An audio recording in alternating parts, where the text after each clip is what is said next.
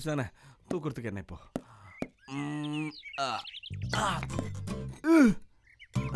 இவ்வளோ வெயிட்டாக இருக்கு. ஏ தூக்க முடியலையா? அதெல்லாம் ஒன்றும் இல்லை. இன்னைக்கு லைட்டாக போதும்னு நினச்சேன். வெறும் கிரவுண்ட் எக்ஸசைஸ் மட்டும்தான்.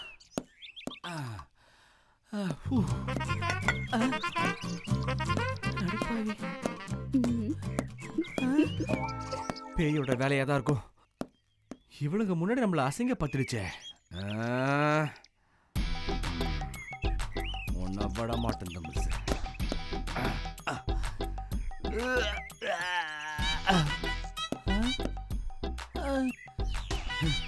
உன்னை விட மாட்டேன்.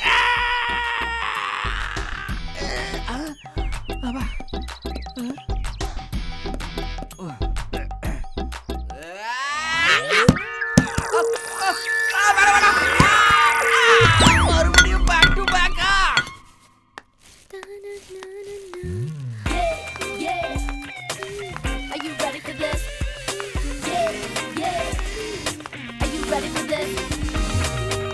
என்னடா லிங்க் மார்னிங்லயே மூடா இருக்க? இன்னைக்கு ட்ரெஸ் வேற தூக்கலா இருக்கு.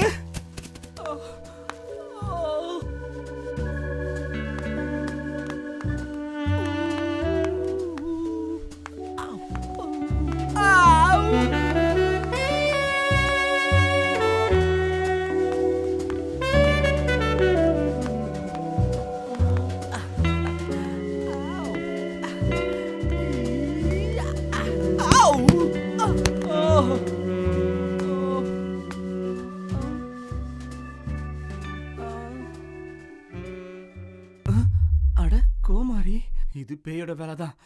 அடிக்கிற கை தானே அணைக்கும்னு சொல்லுவாங்க. பேய் பின்னாடி அடிக்குது, முன்னாடியும் ஃபிகரை கொடுக்குது. என்ஜாய்டா.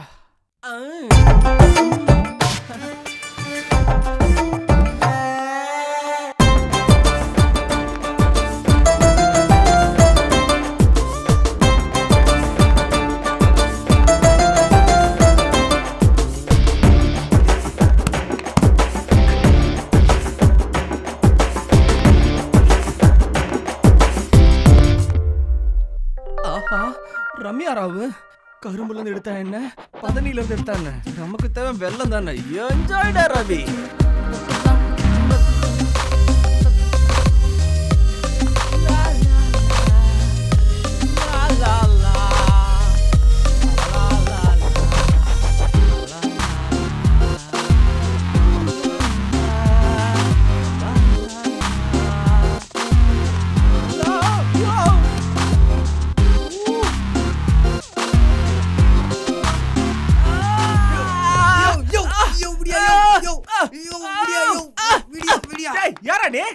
கொரியர் பாய்யா, 1 மணி நேரமா அதுதான் கத்திக்கிட்டு இருக்கேன்.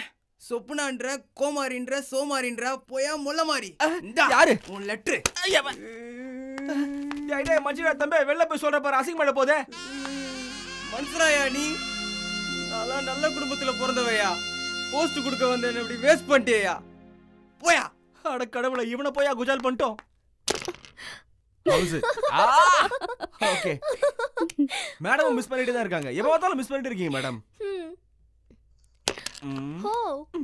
இப்போவும் மிஸ் தான். You fed down. Minus minus. ஒரு காயின் அடிக்கணும். ஓகே அதடி.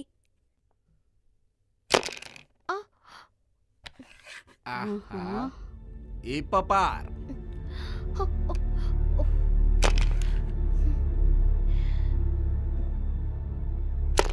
ஓ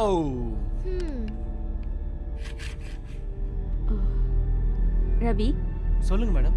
இந்த பேயை நாம ஓட்டணும்னா இந்த பேயை பத்தின உண்மையெல்லாம் நமக்கு தெரிஞ்சிருக்கணும். இது உங்க பூர்வீக இடம் தானே? ஆமா மேடம், பல தலைமுறையே இது எங்களோட இடம் தான். தாத்தா காலத்துல பயன்படுத்தின பழைய பொருட்கள் வச்ச ரூம் இருக்கா? இது வந்து பழைய வீடா இருந்தது, நாங்க புதுசா இடிச்சு கட்டிருக்கோம் மேடம். ஆனா ஒரு நிமிஷம் மேடம். வாவ், என்ன மேடம் சடனா ரெட் போட்டீங்க?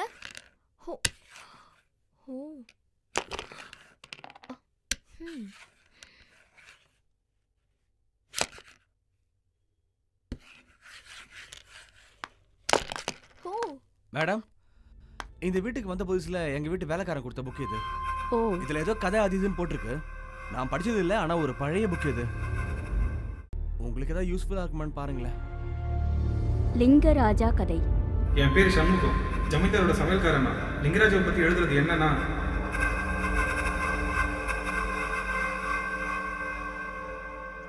லிங்கராஜா ஜமீன்தாருக்கு நெருக்கமான வேலைக்காரன். ஒரு நாள், இல்ல மாடசாமி, என்ன ஐயா, எனக்கு அநியாயம் நடந்து போச்சுங்க. அநியாயமா? இந்த ஜமீன் எல்லையில அநியாயமா? என்ன நடந்தது சொல்ல? அதை எப்படியா சொல்லுவேன்? உங்களுக்கு வேண்டப்பட்டவரு. இல்ல நியாயம் வந்துட்டா என்ன பத்த தப்பனாலும் நான் பத்த பிள்ளையானா ஒண்ணுதல. இல்ல நியாயம் என்ன நினைச்சா? மண்ட மசுறு நினைச்சல, உசுறுல காட்டு தீய கட்ட வரல நினைச்ச பரம்பரல சொல்ல.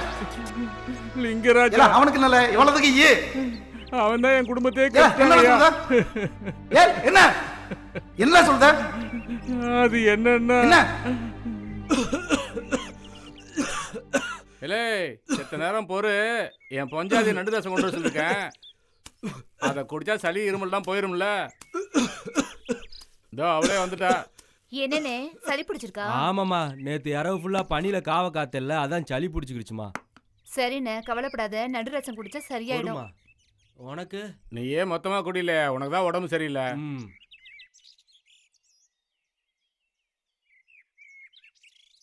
ரொம்ப அருமையா இருக்குமா உன் கைப்பக்குவம். நீங்க வேறண்ணே, சும்மா சொல்லாதீங்க. இல்லே, செத்த நேரம் படு. ஆ, நான் போய் தண்ணி பாய்ச்சிட்டு வந்துடுறேன். ஆ. அப்புறம் பண்ணார வீட்டுக்கு போலாம். என்ன இந்தால. சரிண்ணே.